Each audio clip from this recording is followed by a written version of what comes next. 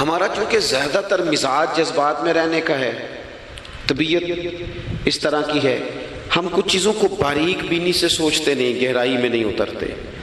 رسول پاک صلی اللہ علیہ وسلم کو اللہ نے بڑی شانیں عطا فرمائی، حضور کو اللہ نے بڑی عظمتیں عطا فرمائی، بڑی۔ اللہ کے رسول صلی اللہ تعالی علیہ وسلم امام الانبیاء ہیں۔ دیکھیں نا، کوئی آدمی کسی جماعت کی ایک چھوٹی سی تحصیل کا صدر ہوتا ہے تو وہ کارڈ بنوا لیتا ہے، اور اس پہ اس نے کئی جگہوں پہ لکھوایا ہوتا ہے کہ میں صدر ہوتا ہوں، یہ میں دنیا میں، تو لوگ اپنا کارڈ دے کے نا تو فوراً پہ میرا بھی مانگتے ہیں۔ تو میں کہتا ہوں میں نے تو کبھی بنوایا ہی نہیں، ضرورت ہی نہیں پڑی، کبھی بنوایا ہی نہیں، کارڈ کی کیا ضرورت ہے؟ اگر خوشبو ہو تو وہ آ جاتی ہے، اسے بتانا تھوڑی پڑتا ہے کہ میں خوشبو ہوں۔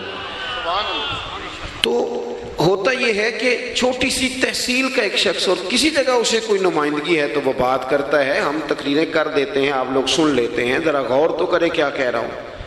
کائنات میں سب سے بہترین انسان نبی اور رسول ہوتے ہیں، اور اللہ نے اپنے محبوب پاک کو نبیوں کا امام بنایا ہے۔ اس فضیلت کو سمجھیں۔ یہاں نا جو لوگ لاڈلا کہلاتا ہے نا کوئی بندہ کہ میں لاڈلا ہوں، ویسے یہاں لاڈلے بدلتے رہتے ہیں، کبھی کوئی لاڈلا ہوتا ہے، کبھی کوئی لاڈلا ہوتا ہے، ویسے یہاں لاڈلے بدلتے ہیں، لیکن جو لاڈلا ہوتا ہے نا وہ بتاتا بھی ہے کہ میں لاڈلا ہوں۔ اور کسی کا بھی کوئی لاڈلا ہو جائے تو وہ ناز نخرے دکھاتا ہے، رسول کریم اور رب کے لاڈلے محبوب ہیں۔ لیکن جو بات میں نے آپ کی خدمت میں عرض کرنی ہے، آپ اس پر توجہ کریں گے۔ حضور امام الانبیاء ہیں، اللہ کے محبوب ہیں، نبی پاک علیہ السلام کا پتھروں نے کلمہ پڑھا ہے، چاند حضور کے اشارے پر ڈوبتے ہوئے واپس لوٹ آیا ہے، سورج ڈوبتے ہوئے آ گیا ہے، چاند کے 2 ٹکڑے ہوئے ہیں، یہ ساری حضور کی شانیں۔ اللہ نے اپنے محبوب کو معراج عطا فرمائی ہے۔ لیکن ملت کے جوانوں، آپ کو پتہ ہے ہمارے نبی پاک کا سب سے پہلا تعارف کیا ہے؟ حضور کا سب سے پہلا تعارف یہ ہے کہ یہ صادق اور امین ہے، یہ سچ بولتے ہیں۔ حضور کے اسوہ نور کی پہلی بات جو لوگوں کے سامنے آئی تھی وہ یہ تھی کہ یہ صادق ہیں، یہ سچے ہیں، یہ جھوٹ نہیں کہتے۔ آپ کو پتہ ہے رسول پاک صلی اللہ علیہ وسلم سے پوچھا گیا تھا، حضور مومن کنجوس ہوتا ہے؟ فرمایا کبھی ہو جاتا ہے۔ یا رسول اللہ مومن بزدل بھی ہوتا ہے؟ فرمایا کبھی ہو جاتا ہے۔ یا رسول اللہ مومن جھوٹ بولتا ہے؟ تو میرے کریم نے فرمایا نہیں، میرا مومن جھوٹ نہیں بولا کرتا۔ حضور کا جو پہلا تعارف ہے نا، یہ جو حضور کی 40 سالہ زندگی ہے نا، اسے نبی پاک علیہ السلام نے اپنی نبوت کی دلیل کے طور پر بیان فرمایا ہے۔ فرمایا فَقَدْ لَبِثْتُ فِيكُمْ عُمَرًا مِّن قَبْلِهِ أَفَلَا تَعْقِلُونَ۔ محبوب آپ ان سے کہہ دے میں نے تمہارے بیچ وقت گزارا ہے، تمہیں عقل نہیں؟ کوئی میری طرح کا سچا دیکھا ہے تو دکھاؤ۔ آج میری ملت کا سب سے بڑا مسئلہ جھوٹ ہے، سب سے بڑا مسئلہ اعتماد نہیں۔ بیوی اپنے شوہر سے کہتی ہے کہ تو تھوڑے پیسے دے لیا کر، تھوڑے ایک جوڑے پہ میں گزارا کر لوں گی، میرے ساتھ سچ تو بول۔ تو لاہور جاتا ہے تو لاہور کا بتا کے جا۔ ماں کہتی ہے پتر سے کہ پتر تھوڑی باتیں بتایا کر پر سچی بتایا کر۔ قوم کا اعتماد اٹھ گیا سیاستدانوں سے، تم نے لمبے چوڑے وعدے کیے، تم نے بڑی باتیں سنائی۔ تم دیکھیں نا، آپ کی توجہ اگر ہو تو میں ایک حوالہ اس طرح کا بھی عرض کروں آپ کی خدمت میں۔ سبز باغ دکھا کے لوگوں کو کبھی پریشان نہیں کرنا چاہیے، کبھی بھی۔ یہ ہمارے پیر بھلا کیا کرتے ہیں بیچارے، ایک کرامت اللہ خیر کرے کبھی کوئی ایک بن جاتی ہے نا تو پھر وہ کمپنی کی مشہوری کا ذریعہ بنتی ہے۔ وہ کہتے ہیں اس کرامت کو بھی فیس بک پہ ڈالو۔ میں نا کراچی جا رہا تھا تو لاہور میں تھوڑا سا مریض ہوں، مجھے الرجی ہو جاتی ہے، زیادہ دیر بیٹھ نہیں سکتا، تو ایک کانفرنس میں مجھے شرکت کرنی تھی۔ تو ایئرپورٹ سے ہی میں نے دوستوں سے پوچھا موسم تمہارا کیسا ہے؟ کہنے لگے پیر صاحب بڑی گرمی ہے اور شدت ہے بڑی، اے سی چلا کے بھی گاڑی میں دقت ہے۔ تو میں نے کہا اچھا دعا کرتے ہیں اللہ بارش برسا دے۔ تو یہ دعا لاہور ہو رہی تھی، میں کراچی ایئرپورٹ پہ اترا تو بارش ہو رہی تھی۔ تو وہ جو مجھے لینے آئے تھے نا صاحب، وہ گاڑی میں ایک بندے کو کہہ رہے ہیں کہ وہ پیر صاحب نے لاہور آکھیا سی تو 1.5 گھنٹے جمی آ گیا ہے۔ وہ میں نے اسے کہا وہ بس کر، اب آگے نہ بتا، ایسا نہ ہو کہ 2-4 لوگ آ جائیں کہ پیر صاحب جو کہتے ہیں وہ ہو جاتا ہے۔ جیڑے محرم راز حقیقت دے اور راز حقیقت کھول دے نہیں، جیڑے محرم راز حقیقت دے اور راز حقیقت کھول دے نہیں، اے جنہ ویکھیا نہیں او کرن گلاں، جنہ ویکھ لیا او تے بول دے ہی نہیں۔ اس لیے یہ اس طرح کرامتوں کو نا کمپنی کی مشہوری کا ذریعہ، ہمارے سیاستدان، ہمارے بڑے لیڈران وہ سبز باغ دکھا دیتے ہیں۔ آپ تھوڑی باتیں کریں، محدود کریں، مختصر کریں۔ دیکھیں اللہ کے محبوب علیہ السلام سے طائف والوں نے کہا تھا، جب حضور علیہ السلام نے دین کی تبلیغ کی تو سیرت میں یہ عنوان بھی ہمیں ملتا ہے، یا رسول اللہ صلی اللہ علیہ وسلم اگر آپ کو کل حکومت ملتی ہے تو ہمیں حصہ ملے گا؟ عرب کے لوگوں کا مزاج تھا نا، انہوں نے حضور سے کہا اگر کل کلاں حکومت ملتی ہے تو ہم شریک ہوں گے؟ تو حضور مسکرائے، اور میرے نبی پاک کو حکومت ملنے کا پاک کتنا زیادہ تھا کہ مکے سے ہجرت کر رہے ہیں، مدینہ شریف ابھی پہنچے نہیں، رستے میں سراقہ بن مالک سے کہہ رہے ہیں کسرا کے کنگن آئیں گے، یعنی حضور بتا رہے ہیں کہ سپر پاور بھی ساری یہاں آ جائے گی۔ حضور تو خندق والے دن ایک ہتھوڑا مارتے تھے تو فرماتے تھے روم فتح ہو گیا، دوسرا مارتے تھے تو کہتے تھے ایران فتح ہو گیا۔ یہ بخاری میں چیزیں آپ کو ملیں گی۔ حضور کو کامل یقین تھا کہ اذا جاء نصر اللہ والفتح، کامل یقین تھا کہ ان فتحنا لک فتحا مبینا، یہ ہوگا سارا کچھ۔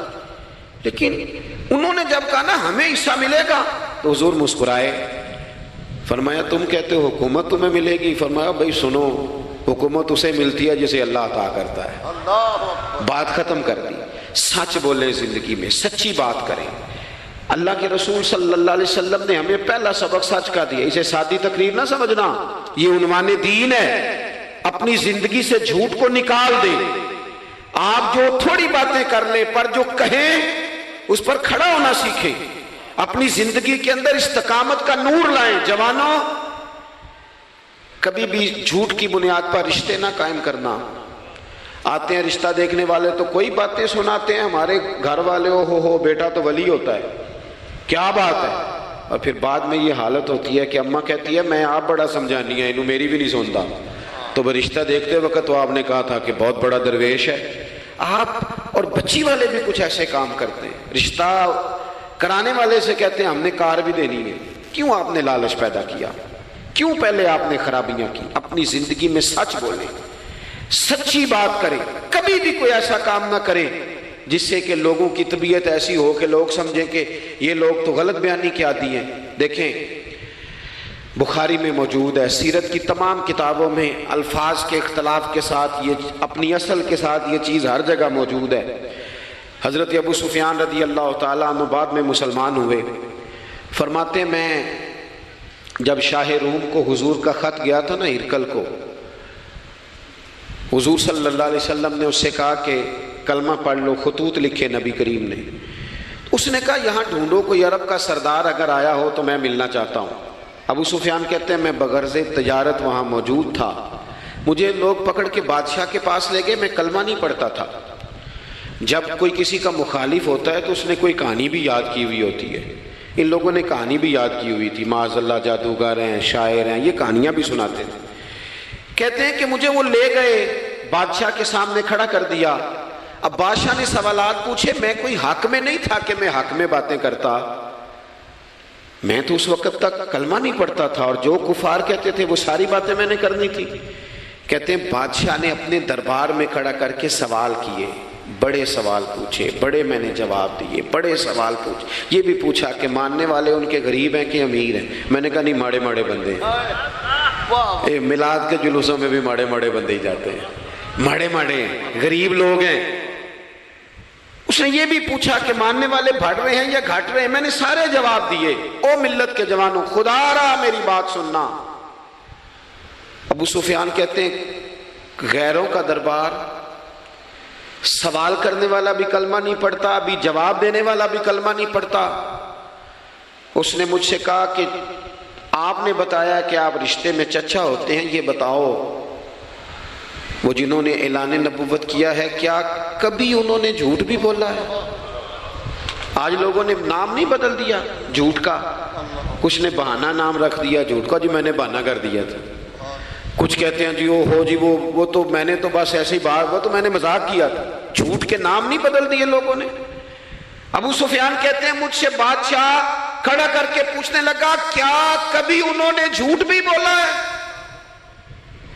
ابو سفیان کہتے ہیں کہ لمحے کے لیے میرے دل میں آیا کہہ دوں کہ بولا ہے. پھر میں نے کہا ایک تو یہ عرب کی وفاداری کے خلاف ہے، اور دوسرا میں کہوں گا وہ جادوگر ہیں تو شاید کوئی ایک سیکنڈ کے لیے توجہ کرے، میں کہوں گا وہ شاعر ہیں شاید کوئی توجہ کرے، اور مدینے والے نے جھوٹ بولا یہ تو مانے گا ہی کوئی نہیں.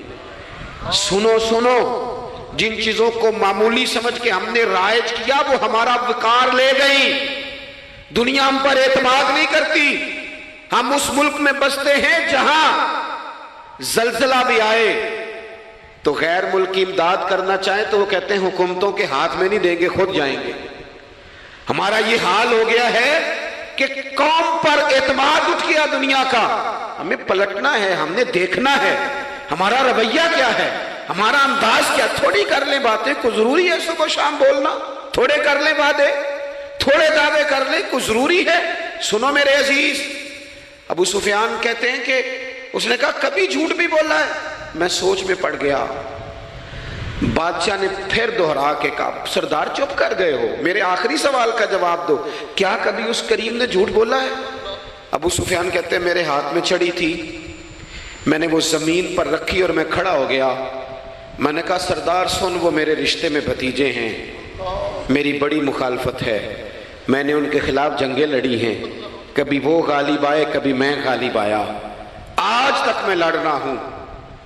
لیکن میں ایک بات تمہیں ذمہ داری سے کہتا ہوں، میں غیر نہیں ہوں، وہ میرے بھتیجے ہیں. میں نے ان کو ماں کی گود میں بھی دیکھا ہے، دادا کے کندھوں پہ بھی دیکھا ہے، چچا کے گھر میں بھی دیکھا ہے، ختیجہ کا دولہا بنے بھی دیکھا ہے، زینب سے لے کر فاطمہ تک بیٹیوں کو گود میں کھیلتے بھی دیکھا ہے. میں نے انہیں بدر اور احد میں آتے بھی دیکھا ہے. میرے سامنے پیدا ہوئے اور میرے سامنے ان کے بالوں میں سفیدی آئی. مخالفت اپنی جگہ پر میں تمہیں یہ بات ذمہ داری سے بتاتا ہوں، اس محبوب کی زبان سے جو بھی نکلتا ہے حق اور سچ ہی نکلا کرتا ہے. وہ اسیر دشمن کی چاہ میں بھی، مخالفوں کی نگاہ میں بھی وہ امی ہے، صادق ہے، معتبر ہے. میرا پیغمبر عظیم تر ہے، میرا پیغمبر عظیم تر ہے، میرا پیغمبر عظیم تر ہے. ابو سفیان کہتے ہیں میں یہ لفظ کہے تو کتنے ہی لوگ دربار میں رو پڑے. ایک سناٹا چھا گیا، کوئی صحابی نہیں وہاں، کوئی نعرہ لگانے والا نہیں، کوئی اپنا نہیں، لوگ رو پڑے. کہتے ہیں بادشاہ نے چادر اٹھائی کندھے پہ رکھی، کچھ دیر سوچتا رہا، پھر وہ چل دیا. میں نے پیچھے سے آواز دی، میں نے کہا تو نے اتنے سوال پوچھے، میں نے اتنے جواب دیے، کوئی رزلٹ بھی تو بتانا کیا نکلا، نتیجہ کیا ہے؟ تو بادشاہ نے پلٹ کے میری طرف دیکھا، کہنے لگا سردار نتیجہ تو نکل آیا نا یار. جس بندے نے بندوں سے جھوٹ نہیں بولا وہ یہ جھوٹ کیوں بولے گا کہ میں اللہ کا رسول بن کے آیا. اس نے او میرے بھائی اپنی زندگی میں سچ لاؤ. خدا را ہمارے گھروں سے لے کر حکومت کے ایوانوں تک ضرورت سچ کی ہے، ضرورت سچ کی ہے. دوسری بات، اپنی زندگی میں دیانتدار ہو جائیں. چھوڑ دے سامنے والا کیا کر رہا ہے، میں اپنے اس ممبر سے دیانتدار ہوں کہ نہیں، یہ میں نے اللہ کو جواب دینا ہے. میں نے جتنی عزت سمیٹی ہے دین کے نام پہ سمیٹی ہے، میں نے اللہ کو جواب دینا ہے. ہم سارا دھیان دوسروں کا رکھنے لگ گئے. حضرت خواجہ نصیر الدین چراغ دہلوی رحمۃ اللہ علیہ سے بادشاہ نے آ کے وظیفہ پوچھا تھا، حضرت کو وظیفہ بتائے تو خواجہ صاحب فرمانے لگے اپنا کام دیانتداری سے کر، یہی سب سے بڑا وظیفہ ہے.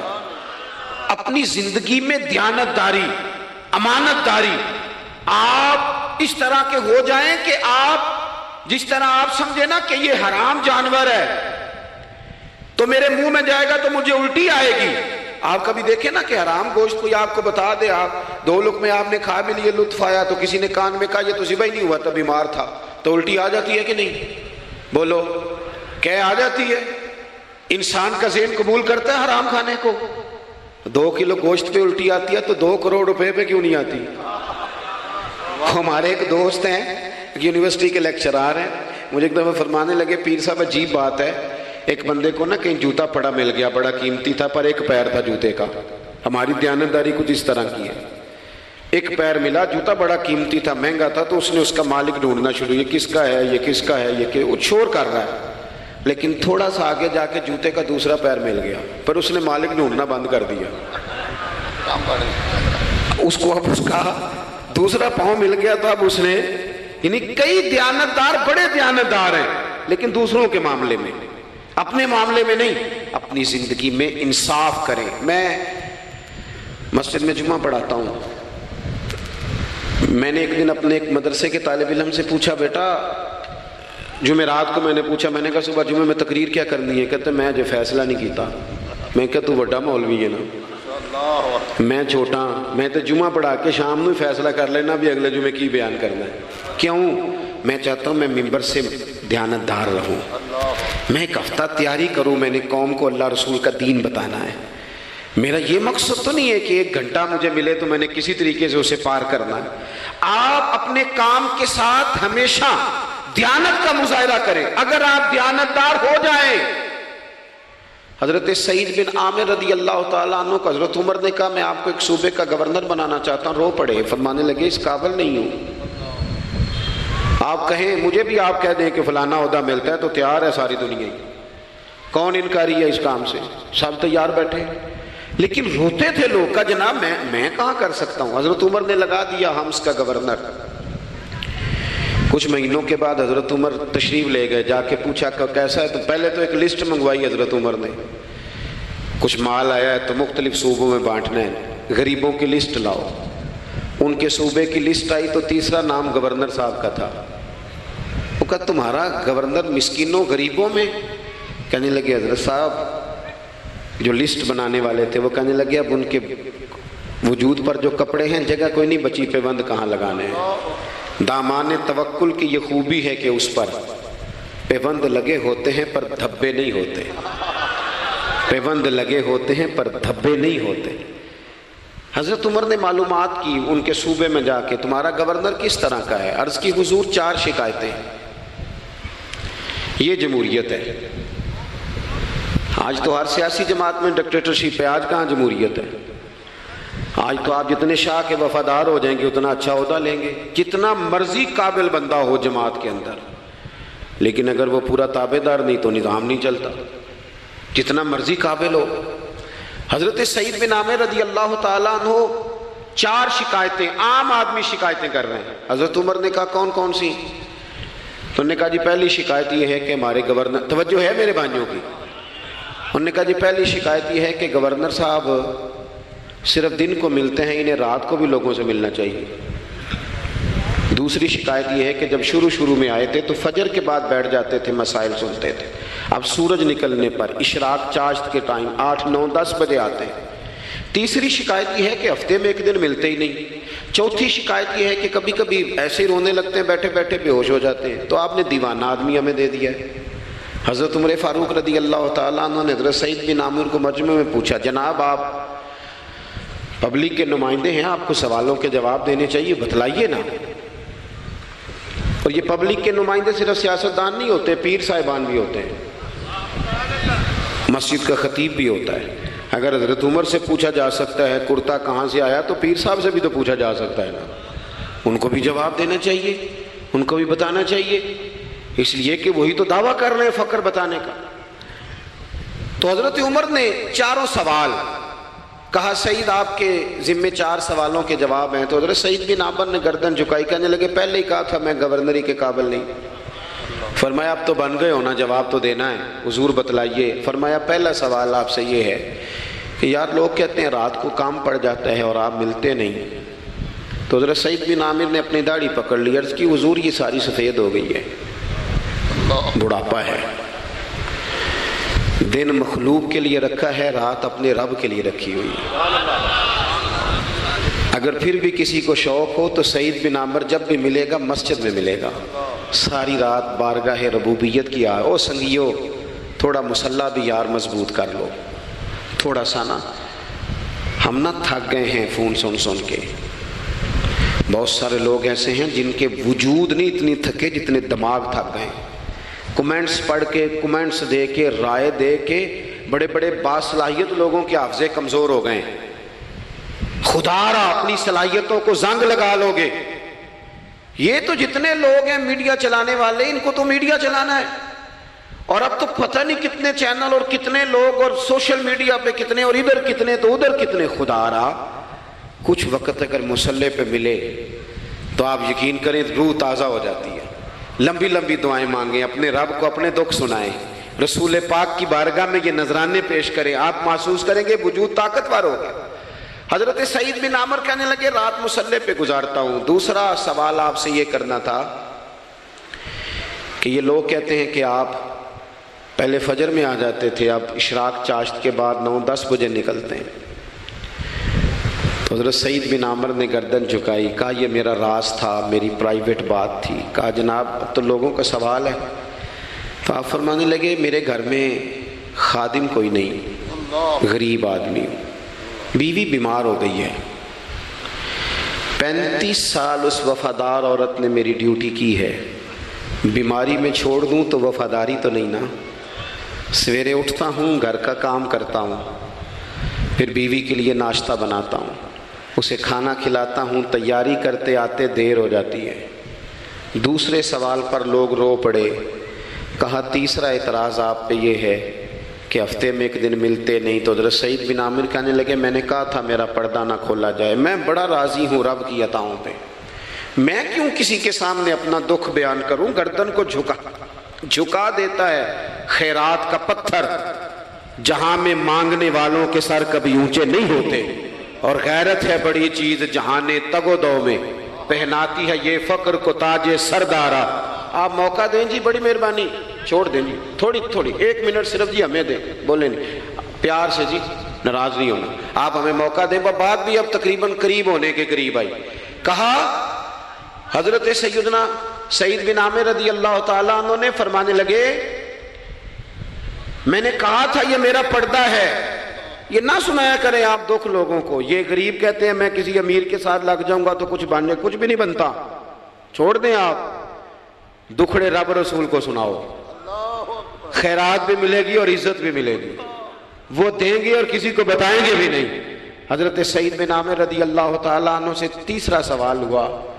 کہا جناب آپ ہفتے میں ایک دن ملتے نہیں. تو فرمانے لگے میرا راز تھا پر بتا دیتا ہوں، جوڑا ایک ہی ہے میرے پاس، ہفتے میں ایک دن دھو لیتا ہوں، پھر بیوی کے کپڑے پہن کے سارا دن بیٹھا رہتا ہوں. اگر دوسرا جوڑا ہو تو یہ کام نہ کروں. حضرت عمر رو پڑے. کہا جلدی سے چوتھے سوال کا جواب بھی دے، کبھی کبھی روتے ہو تو بے ہوش ہو جاتے ہو. وہ پھر رو پڑے. عرض کرنے لگے حضور 40 سال کی عمر میں کلمہ پڑھا، میرے سامنے حضرت خبیب کو پھانسی دی گئی مکے میں. جب وہ اپنی پچھلی غلطیاں یاد آتی ہیں تو پھر رو پڑتا ہوں. یاد ماضی عذاب ہے یا رب. میں تکلیف میں آ جاتا ہوں، سوچتا ہوں اگر اللہ نے سوال کیا تو کیسے جواب دوں گا، اس لیے برداشت نہیں ہوتا تو رو پڑتا ہوں. 4 سوالوں کے جواب دیے تو حضرت سعید بن عامر کہنے لگے اب آپ نے مجھ سے سوالوں کے جواب تو لے لیے، اب میری سزا کا بھی تو اعلان کریں نا، بتائیں نا. تو حضرت عمر نے ہاتھ اٹھائے اور کیا لفظ کہے. کہے اللہ میرے نبی کی امت کو اس طرح کے کچھ اور لوگ بھی عطا فرما، کچھ اپنی زندگی میں دیانتدار ہو جائیں. تیسری بات آپ کی خدمت میں عرض کرنی ہے، رسول پاک صلی اللہ تعالیٰ علیہ وسلم نے نا ہمیں خالص کیا ہے. حضور کا سارا دین اخلاص کا درس دیتا ہے. یہ جو ریاکاری ہوتی ہے نا، نوجوانوں میری بات پہ غور کرنا، یہ جو ریاکاری ہوتی ہے نا، یہ بنیادی طور پر اداکاری ہوتی ہے. اداکاری بندہ زیادہ کر نہیں سکتا، تھک جاتا ہے. مخلص زندگی وہ ہوتی ہے جو آپ نارمل جیتے ہیں. مخلص آپ ہوتے ہیں جب آپ اپنی والدہ کے پاس نہیں بیٹھے ہوتے. آپ نے جب 5 اسٹار ہوٹل میں روٹی کھانی ہے نا تو پھر آپ کو پلیٹ کے ساتھ ٹیشو پیپر بھی ساتھ رکھنا پڑتا ہے. پھر رج کے روٹی کھائی بھی نہیں جاتی. رج کے کب کھائی جاتی تھی؟ میں ایک جگہ مجھے بڑے اچھے ہوٹل میں رکھا گیا اور مجھے بڑا انہوں نے محبت کی. تو جب میں لوٹ رہا تھا نا واپس پاکستان تو مجھے کہہ رہے تھے آپ کو مزہ تو آیا ہوگا. میں نے کہا نہیں جی، سچ پوچھیں تو پھر یہ ہے کہ مزہ جب بھی آتا تھا جب اماں سویرے روٹیاں پکاتی تھی. وہ कहती सी पुत्र है पीड़ा ना इतने कोल ही ले आ। तो उसके पास बैठते थे तो फिर अम्मा जब सालन देती थी तो कहती थी होर नहीं हो मिलना, दूजियों ने भी देना है। और फिर लुत्फ उस वक्त आता था जब बार बार कहते थे अम्मा जी चलो थोड़ा जाते थे होना होना थोड़ा सा। तो फिर अम्मा कई दफ़ा कहती थी कि मैंने वो उससे निकाल के फ्रिज में रख दिया, बड़े भाई ने काम से आके रोटी खानी है, अब ये बर्तन है इसी को साफ कर ले। ओ भाई मैंने अपने अब्बा जी को देखा खुददारी का। मैंने एक दिन उनसे पूछा, मैं क्या अब्बा जी तो पसंद की है? हम पढ़ते थे ना इंटरव्यू अखबारों में, तो 2-4 सवाल हर बंदा पूछता था। अब तो इंटरव्यू ज़्यादा लोग लेते हैं तो अब तो कभी इतना मौका ही नहीं होता किसका सुने क्या करें, ये तो छोड़ दिया काम। अखबार में कभी इंटरव्यू आता था तो मुसज्जा मुकफ़ा होता था, लिखने वाले भी अच्छे अदीब होते थे, जुमले चुभते नहीं थे तबीयत। तो 2-4 सवाल बड़े ज़रूरी होते थे, फूल कौन सा पसंद है, खाने में क्या पसंद है, रंग कौन सा पसंद है, ये 2-4 सवाल हर एक से होते थे। मैंने अपने वालिद साहब से एक दिन पूछा, मैं क्या अब्बा जी तो पसंद की है? तो फरमान लगे पुत्र जे ते लगी होवे भुख तो फिर हर तो जे ना लगी होवे तो फिर नखरे ही नखरे ने। तो इसलिए भूख लगी हो, वो हमें पता क्या बताते थे। मैं आज भी ना बहुत सारी चीज़ें गाड़ी में रख लेता हूँ, आज भी जो खाना अपनी मर्जी से खाता हूँ वो पेट भर के खाया जाता है। जो तस्वीरों की शिद्दत से बाहर होता है वो खाया जाता है, उसको आप कबूल कर लेता है आपका वजूद। याद रखना मेरे अजीज़, मेरे नबी पाक सल्लल्लाहु अलैहि वसल्लम ने फरमाया है बेहतरीन रोटी वो है जो तू अपने हाथों की कमाई से खाता है, वो बेहतरीन रिस्क है जो तू। और हुजूर ने फरमाया अल्लाह के नबी हज़रत दाऊद मेहनत करके खाना खाते, दावतों पे जा के तो बंदा बीमार रहने लग जाता है, वो तो काम ही ख़त्म हो जाता है। वालिद साहब कहा करते थे कि लो मैं पा दिते ने तुहानू दाने पड़ोले च ते मां तुहाडी ने तुहानू चार पा दिता है, लो हुण तुहानू परवाह नहीं सारियां गर्मियां, मौज करो। ये असल था हमारा, इस पे वापस आ जाएं, इस पे आ जाएं। ये सेहत अफजा रोटियां ये खाएं, बड़ी गाड़ियों का और बड़ी चीजों का शौक छोड़ दे, मेहनत डट के करें, लेकिन जिंदगी असल पे ले आए। असल जिंदगी खालिस होती है। मेरे नबी पाक सल्लल्लाहु अलैहि वसल्लम ने फरमाया रियाकार, मैं पूरी हदीस नहीं सुनाता, इशारा करता हूँ। हुजूर ने फरमाया रियाकार अगर आलिम भी हो, रियाकार अगर सखी भी हो, हत्ता कि सही हदीस में फरमाया रियाकार शहीद भी हो और मारी जाए इस नीयत से कि लोग मुझे शहीद कहेंगे, तो फरमाया सुबह क़यामत अल्लाह इन आमाल पर भी अजर अता नहीं करेगा। अपनी जिंदगी में इखलास पैदा करें, और जब खुलूस आता है, जब लिल्लाहियत आती है, मुश्किल तरीन खिलाफत हजरत अबू बकर सिद्दीक की है। ये जो हजरत उमर ने बड़ी आला खिलाफत की है ना, ये बुनियादें हजरत अबू बकर ने मजबूत करके दी थी। फितनों के तो सर कुचल दिए थे हजरत सिद्दीक अकबर ने, अब हजरत उमर के लिए काम करना उन्होंने आसान कर दिया था। मैं अक्सर कहा करता हूं कि हजरत उमर की खिलाफत की मजबूती में बड़ा किरदार हजरत अबू बकर सिद्दीक का है। अगर वो मजबूतियां ना करते इतनी तगड़ी तो काम आगे चलता नहीं था। हजरत सैयदना अबू बकर सिद्दीक को बड़े फितनों का सामना था। खत्म नबुव्वत के महाज पर काम करना है, मुनकरीन ज़कात पैदा हो गए, उम्मत को संभालना है, ये सारी ड्यूटियां करके ना दुनिया सो जाती थी। वो दुनिया सो जाती थी और हजरत सिद्दीक अकबर एक नाबीना माई के घर में झाड़ू देने चले जाते थे। जब बंदा मुखलिस हो जाता है ना, एक नाबीना माजूर और झाड़ू दे रहे हैं, जब थोड़ा सा वक्त बचता ना असर के लिए, ये टाइम मैंने अपने लिए रखा हुआ है, तो मदीना शरीफ में एक बेवा थी जिसकी 5-6 बेटियां थी, बेटा कोई नहीं था, उसके घर जाते थे, बकरियों का दूध धो के आते थे। मामूली आदमी नहीं, खलीफा वक्त की बात। किस लिए? ये काम रूहानी तसल्ली का बायस बनते, ये काम आपको सुकून देते, ये आपके अंदर वो ताकत पैदा करते हैं कि आप लड़ सकते हैं दुनिया से। जब आपके पीछे दुआएं होती हैं तो फिर मैदानों में खड़ा रहना आसान हो जाता। हजरत उमर फारूक फरमाते हैं, तीसरा दिन था जनाब सिद्दीक अकबर के विसाल को, मैं मस्जिद नबवी शरीफ में बैठा था तो 2-3 छोटी छोटी बच्चियां आ गई, आके कहने लगी चचा आप खलीफा बने। मैंने कहा हाँ, हमारे साथ चलेंगे? मैंने कहा पुत्र तुम्हारे साथ क्या है? कहने लगी अबू बकर सिद्दीक असर के बाद हमारे घर आते थे, हमारा भाई कोई नहीं, बाप इंतकाल कर गए, बकरियों का दूध धो के दे जाते थे, कुछ बेच के गुजारा कर लेती थी, कुछ पी लेती थी। 3 दिन से मेरी माँ रो रही है, मेरी बहनें रोती हैं, अखा जदों मीटियां जमाना मैनू रोवेगा। اونج تے بے قدراں کچھ قدر نہ جاتی کیتی خوب تسلی ہو، لیکن اکھاں جدو مٹیاں زمانہ مینو روے گا، اپنا تے اپنا بیگانہ بھی مینو روے گا۔ جدو نہ میں دسیا میں خاراں نو میں خانے وچ، پھر جام ٹوٹ جان گے تے میں خانہ مینو روے گا۔ کئی لک لک رون گے تے کئی بک بک رون گے، گلیاں دا یانا تے سیانا مینو روے گا۔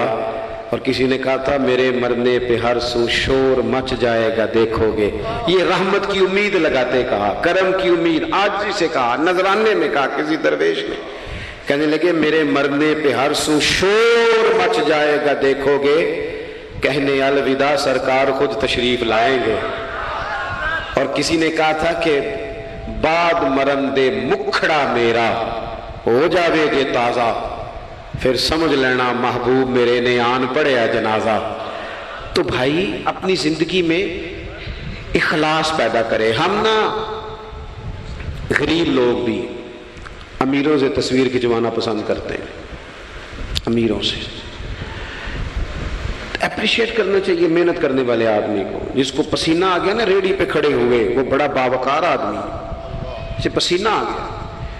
میں ابھی بھی کبھی کبھی جوتا گنڈوا لیتا ہوں، چونکہ میں نے دیکھا ہے میرے ابا جی مجھے کہتے تھے لے جا جتیاں توڑے پا کے ساریاں گنڈا لیا، تو یاد ہے تو میں ابھی بھی چلا جاتا ہوں۔ تو ہمارے ایک پرانے موچی ہیں، میں ان کے پاس ایک دن، وہ بڑے خوددار آدمی، 5 روپے کے 10 دے دے نا، وہ ان کو 10 دے دو، کہتے چوک اپنے 5 روپیے۔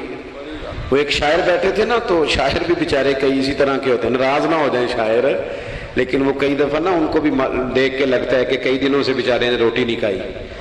تو وہ موٹی چادر لیے گرمیوں میں کسی چوک میں بیٹھا تھا نا شاعر، تو کوئی بندہ جاتے ہوئے 5 روپے دے گیا، اس نے کہا یہ کیا ہے؟ کہنے لگا کھانا شانا کھا لینا، پر شاعر نے کمال بات کی، اس نے کہا یہ آرزوئے کرم اور میں آپ سے کروں، یہ آرزوئے کرم اور میں آپ سے کروں، یہ بھیک اس کو دیجیے جس کا خدا نہ ہو۔ اور میرے اعلیٰ حضرت کیا کہتے ہیں؟ کہتے ہیں کروں مدح اہل دول رضا۔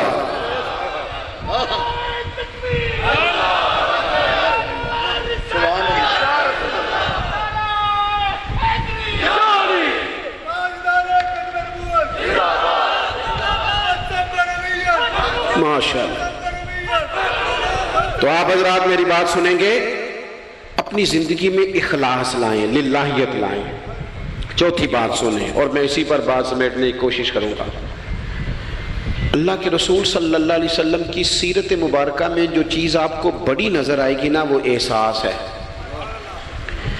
جب سینے آہستہ آہستہ سخت ہونے لگ جاتے ہیں نا، ہم نا کچھ باتیں سوچ کے اپنے آپ کو سخت کر لیتے ہیں۔ ہمارا جب ایسا جو نیا بھرتی ہوتا ہے وہ خدمت کے جذبے سے آتا ہے، وہ کہتے ہیں میں نے سارے کام صحیح کرنے ہیں، پھر اس کو نا آہستہ آہستہ پتہ لگنے لگ جاتا ہے کہ کچھ لوگ جھوٹا پرچہ بھی درج کراتے ہیں، اسے پھر آہستہ آہستہ پتہ لگنے لگ جاتا ہے کہ یہ سامان ان کا تو گیا تھا 1.5 لاکھ کا، تو انہوں نے 6 کیوں لکھوایا ہے؟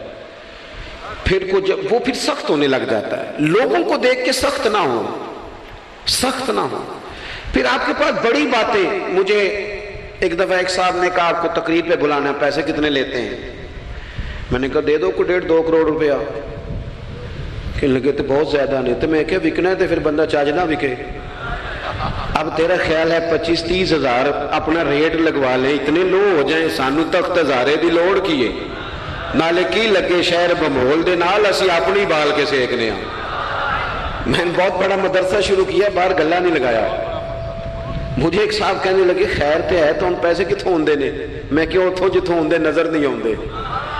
فاضل بریلوی کہتے ہیں کرو مدح اہل دول رضا، اور پڑے اس بلا میں میری بلا، میں گدا ہوں اپنے کریم کا، میرا دین پا رہا ہے نہ نہیں، اور کون دیتا ہے دینے کو منہ چاہیے، دینے والا ہے سچا ہمارا۔ میں نے تو معذرت بھی کرنی تھی، میرا خیال ہے کہ 35 سے 37 کے بیچ لوگ ایسے تھے یہاں سے جو آج صبح سے سر شام تک فون کرتے رہے کہ آپ نے چائے ہماری طرف بھی نہیں ہے، کھانا ہماری طرف کھانا ہے۔ میں ان دوستوں سے اکثر کہا کرتا ہوں جو میرے ساتھ ہوتے ہیں، میں کہتا ہوں کہ لوگ تلاش کرتے رہتے ہیں، ڈھونڈتے رہتے ہیں کہ رات رہنے کو جگہ ملے، اور ہمارا یہ حال ہے کس نام پہ؟ رسول اللہ کے دین کے نام پہ، حضور کے دین کے نام پہ۔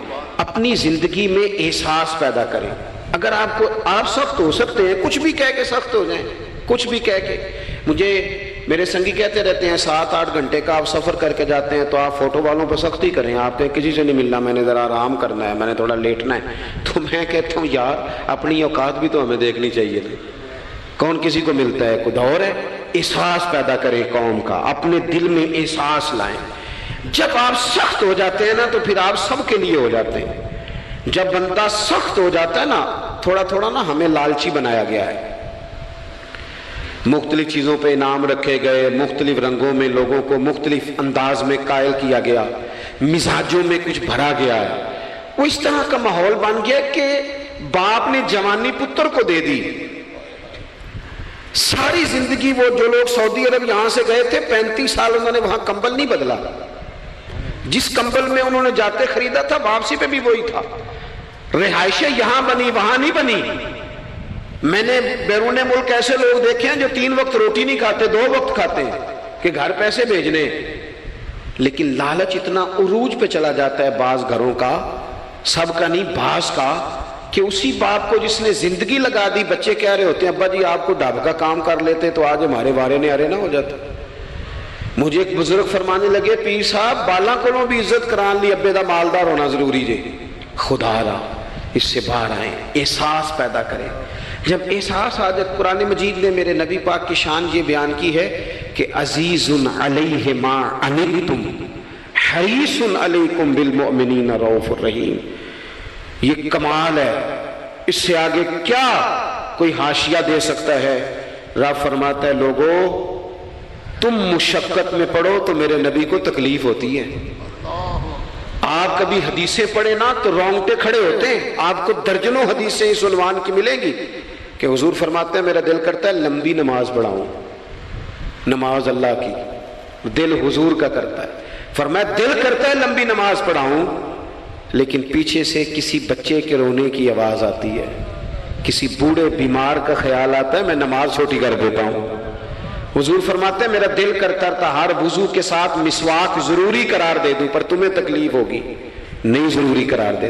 آپ احساس کی شدت تو دیکھیں. فرمایا میرا جی چاہتا تھا کہ میں تہجد اپنی امت پہ ضروری قرار دے دوں، لیکن میں نے اپنی چاہت نہیں دیکھی، غلاموں تمہاری نیند دیکھی ہے. وہ دوستو اتنا احساس، دشمن جب قابو آتے ہیں نا. میں نے ایک اور بھی عرض کرنی ہے چلتے چلتے. جو سیاسی فرقہ واریت ہے نا آج ملک کے اندر، آپ جس جماعت کو ٹھیک سمجھا آپ نے، آپ وہاں چلے گئے، جس نے جس کو ٹھیک سمجھا. لیکن ہم سب سے پہلے مسلمان ہیں، اس کے بعد پاکستانی ہیں. ہمیں اخلاقیات کا دائرہ کبھی نہیں چھوڑنا. اختلاف کے بھی آداب ہوتے ہیں. اختلاف جس سے بھی کریں دلیل کی حد تک کریں، اس کی ذات تک اتر کے نہیں. مہذب قومیں یہ کام نہیں کرتی. حضرت ابو ایوب انصاری نے حضرت عمر سے اختلاف کیا اور سخت کیا. کہا جناب یہ آپ نے، حضرت عمر کو بات کرنے لگے تو حضرت ابو ایوب انصاری کھڑے ہو گئے، کہنے لگے یا حضرت ابو ذر غفاری کھڑے ہو کے کہنے لگے نہ آپ کی بات مانیں گے نہ آپ کی اطاعت کریں گے. فرمایا میں نے کیا کیا ہے؟ تو کہنے لگے چادر تو ایک بٹی تھی، تو آپ نے اسی چادر کا کرتا اسی کا تامت کیسے بنا لیا؟ حضرت عمر فاروق نے، انہوں نے سوال کیا تھا، حضرت عمر نے دلیل دی. فرمایا میرے بیٹے سے پوچھ لو. حضرت عبداللہ ابن عمر کہنے لگے ایک چادر چونکہ مجھے بھی ملی تھی میں نے اپنے ابا کو دے دی، لہذا کرتا بھی بن گیا. اور اب ہمارے ہاں نا دلیل ملنے پر بھی لوگ اعتراض نہیں چھوڑتے، کیونکہ ذاتی ہوتا ہے نا، دلیل تک تو اختلاف ہوتا نہیں. او میرے بھائی اختلاف کے بھی آداب ہونے چاہیے. وہ کسی نے کہا تھا کہ تعلق توڑ دینے کے بھی کچھ آداب ہوتے ہیں، کسی کو چھوڑ دینے کے بھی کچھ آداب ہوتے ہیں. اور کسی نے کہا تھا کہ قاتل کو کوئی قتل کے آداب سکھائے، دیکھو دستار کے ہوتے ہوئے سر کاٹ رہا ہے. کوئی ایک چیز چھوڑ دے. ہمارے ہاں اتنی شدت ہو گئی اور بچے ہمارے ورکر سیاسی جماعتوں کے، خدا را آپ نے یہیں بسنا ہے، یہی رہنا ہے، یہ آپ کے اپنے لوگ ہیں، مہربانی کریں آپ ضرور ہائی لائٹ کریں کسی کی غلطی، لیکن دائرہ تہذیب کبھی نہ چھوڑیں. کبھی مجھے تو ایک دو دفعہ ملے ہیں، میں نے ان سے کہا مہربانی کریں آپ کیا مزہ لے رہے ہیں آپ قوم کو تقسیم کر کے، خدا را کچھ سوچیں. آپ کا شوگر لگا ہوا ہے اور یہاں غریب کا یہ حال ہے کہ یہ ابھی عید آ رہی ہے نا، ہم نے بھی کچھ نیکیاں بند کر دی ہیں بعض چیزوں پہ. یہ رمضان شریف گزرا نا، میرے جیسے آدمی کو لوگ نیک سمجھتے ہیں اور اپنے دکھڑے سناتے ہیں. یہ رمضان گزرا ہے تو بیٹیوں کی شادیاں شروع ہوئی ہیں. اب لڑکوں والے تو نیک ہو گئے، اب تو وہ جہیز ہی نہیں مانگتے. یہ خبر پتہ ہے آپ کو؟ منڈے والے داج منگنا چھڈتا جی، وہ نیک ہو گئے. وہ کہندے اسی تہاڈے کو جہیز نہیں لینا، بس 600 بندے دی روٹی پکانی تسی تے صحیح پکانی جے منڈے دے 11 ایکو واری آنا ہے. کبھی نہیں روٹی کھائی لڑکے کے دوستوں نے اپنے گھر. رمضان میں کھل کر سخاوتیں کرنے والوں رمضان کے بعد بھی سوچا کرو. اور راشن ونڈن والے لوگ کو عیدوں بعد بھی بھوک لگ دیجئے، عیدوں بعد بھی بھوک لگ دیجئے. رمضان میں ثواب زیادہ ہے لیکن سخاوت تو سارا سال ہی ہے.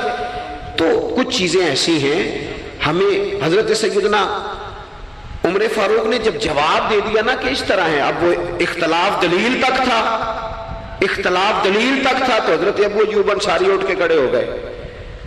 اعتراض کیا، جواب مل گیا تو پتہ کیا فرمانے لگے؟ کہنے لگے عمر رب تجھے میری طرف سے بہتر سلا دے، اب تو حکم کر، ہم سنیں گے بھی اور تیری اطاعت بھی کریں گے. اب ہم آپ کے پیچھے چلیں گے امیر المومنین. تو دلیل تک رکھیں چیزوں کو، دلیل مل جائے تو بات کو ختم کریں. تو میرے بھائی احساس اپنی طبیعت میں جب ہم پیدا کرنے لگیں گے، احساس بڑی مشکل ہے غریب کی زندگی. امیر تو دوستی امیروں سے لگا لیتا ہے. جب انسان اپنی گاڑی میں سفر کرتا ہے تو پھر وہ کرایہ 5 روپے بڑھ جائے تو اسے تکلیف کوئی نہیں ہوتی، کیونکہ اسے پتہ ہی نہیں. بہت سارے امیروں کو تو پتہ ہی نہیں کہ گھی مہنگا ہو جائے تو گھر کے بجٹ پہ بوجھ کتنا پڑتا ہے، ان بیچاروں کو تو پتہ ہی نہیں. تو وہ اس احساس کو کیسے پیدا کریں گے؟ وہ نہیں کر سکتے. اس کے لیے وہاں سے گزر کے آنا پڑتا ہے. رسول پاک کی زندگی میں جو احساس کی شدت ہے اسے آپ سمجھیں. دشمن جب ہتھے چڑھتا ہے تو پھر، اور دشمن بھی سخت گیر قسم کا ہو تو بندہ اسے چھوڑتا نہیں. لیکن حضرت انس بن مالک فرماتے ہیں کہ یہ جو لوگ بدر میں آئے تھے یہ کوئی پھول لے کے نہیں آئے تھے ہاتھوں میں، گجرے پھولوں کے لے کے نہیں آئے تھے، تلواریں لے کے آئے تھے. اور پوری انہوں نے جنگ لڑی، 14 صحابہ شہید کیے. لیکن جب ان کو لا کے باندھا گیا نا مدینے میں تو غصہ تھا صحابہ کو، کس کس کے ہاتھ باندھے. حضرت عباس بھی تھے، جب وہ ہائے ہائے کرتے تھے نا مخالف تھے. توجہ ہے میری بات پر؟ او بھائی، جو پیار بیٹی پہ آتا ہے وہ بہو پہ بھی تو آنا چاہیے نا. اس پر بھی تو وہ بھی تو کسی کی بیٹی ہے نا. اگر تجھے اپنے بیٹے کی دھوپ تنگ کرتی ہے تو ملازم کے پتر اگر دھوپ میں کھڑے ہیں تو وہ بھی تو تجھے احساس ہونا چاہیے، ورنہ خود غرض ہو جائیں گے ہم. بات ختم کر رہا ہوں، غور کرنا. حضرت انس بن مالک کہتے ہیں میں مسجد نبوی شریف میں حاضر ہوا تو بے چینی کے عالم میں کبھی حضور ادھر جاتے تھے، کبھی ادھر آتے تھے، کبھی ادھر جائے. یا رسول اللہ کیا ہوا؟ یہ وہ لوگ تھے جنہوں نے ستایا تھا، آج باندھا ہے، حضور کیا ہوا؟ تو نبی کریم فرمانے لگے تم نے رسیاں زور سے باندھ دی ہیں، یہ ہائے ہائے کرتے ہیں، مجھے نیند نہیں آتی، ان کی رسیاں ڈھیلی کر دو. عزیز علیہ ما عنتم، حضور کے سینے میں درد رہا.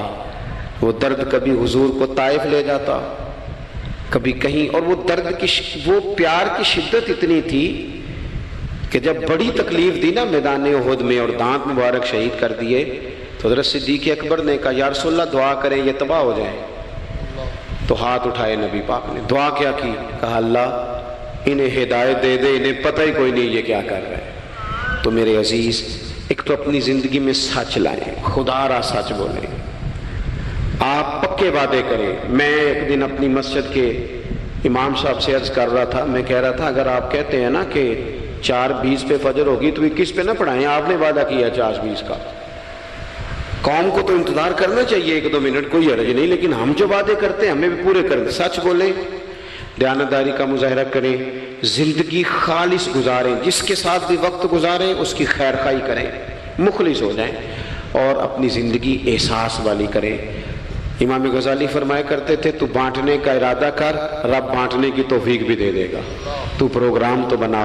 ہونٹ میرے آقا دے تے چہرہ ہے حسین دا، ہونٹ میرے آقا دے تے چہرہ ہے حسین دا، نبی نال پیار بڑا گہرا ہے حسین دا، ہونٹ میرے آقا دے تے چہرہ ہے حسین دا، اما جدی فاطمہ تے بابا شاہ علی، اما جدی فاطمہ تے بابا شاہ علی، ہاشمی خاندان شان بھی ولی، اچا ہے گھرانہ اچا ویڑا ہے حسین دا، ہونٹ میرے آقا دے تے چہرہ ہے حسین دا، ہونٹ میرے آقا دے تے چہرہ ہے حسین دا، صبر دے اسباق ابن عفان تو، صبر دے اسباق ابن عفان تو، صدقے میں جاواں سونے نشر قرآن تو، صدقے میں جاواں سونے نشر قرآن تو، 40 دن